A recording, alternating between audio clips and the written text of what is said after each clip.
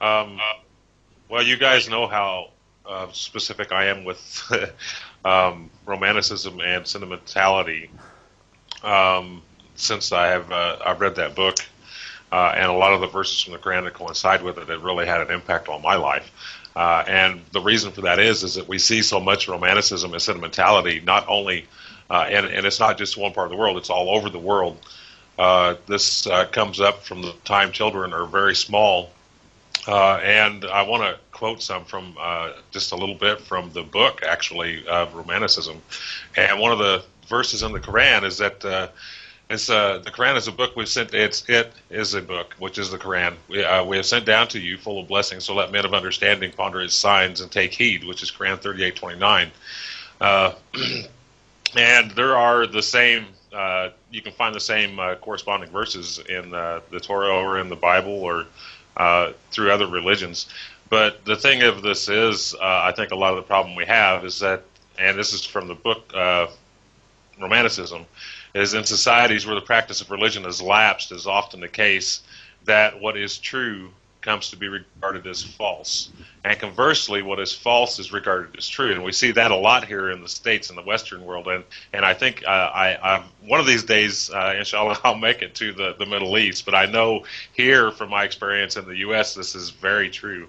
So while encouraging and promoting an errant belief system disapproved by God, these societies may come to consider the correct belief system as inadequate or even undesirable.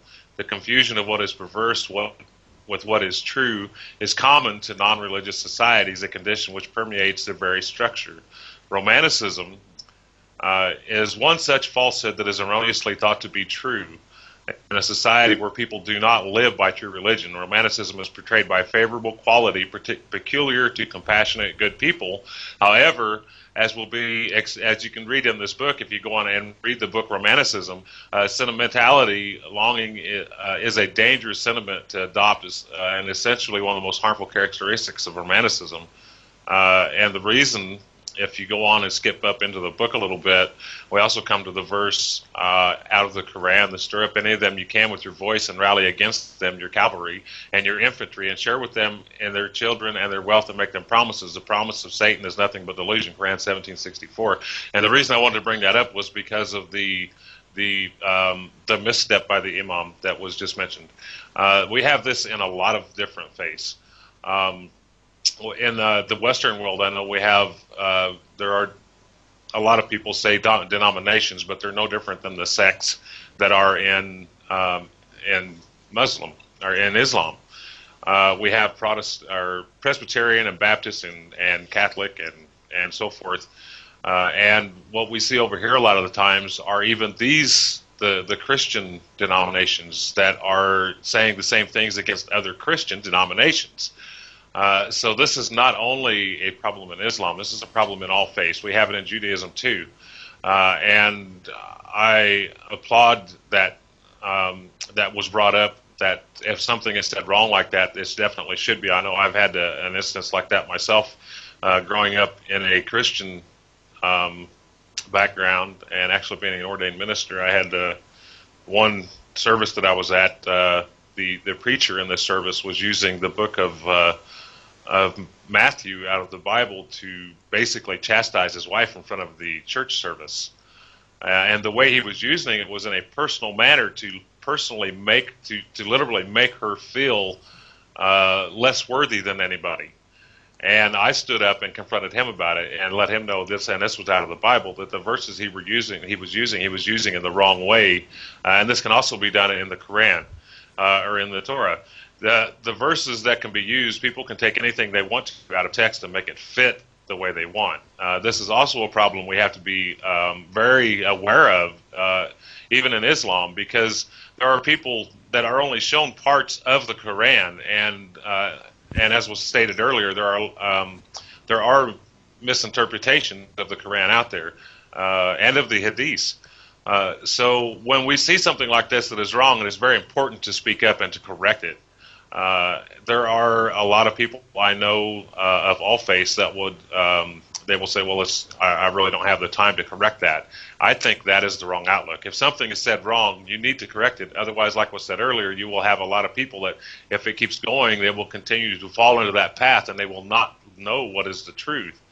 And part of that also goes back to Romanticism, because when Romanticism is so subtle and it leads people away from religion, it prevents them from submitting to God as their Lord, and ultimately brings numerous other forms of trouble and distress upon them. And by doing this, the reason I keep going back to this book is because it really makes a lot of sense. Harun Yahya with this book, I think, I wish everybody would read it, but it really does explain a lot about people giving in to their emotions according to their desires, their hatreds, their susceptibility to temptation, their stubbornness. When you look at all this, you can compare it to a football game.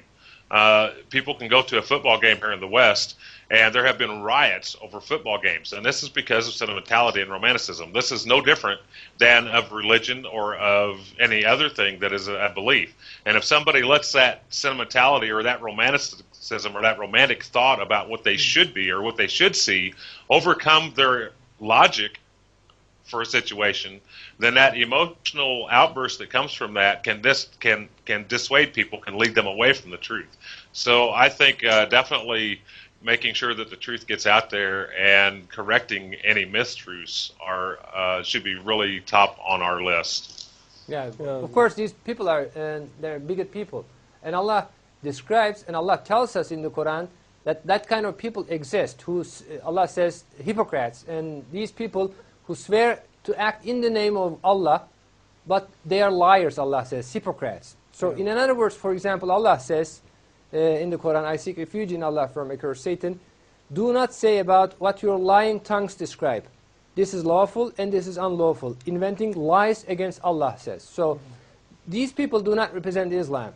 These people are liars, they are hypocrites. But what needs to be done is to teach the real Islam and to educate these people. Of course, we don't want violence in a violent way against these radical and bigot people, only to educate them, inshallah, correct them, and with the unity of Muslims there will be peace, security everywhere, not only in the Middle East, in the entire world, with the unity of three Abrahamic religions.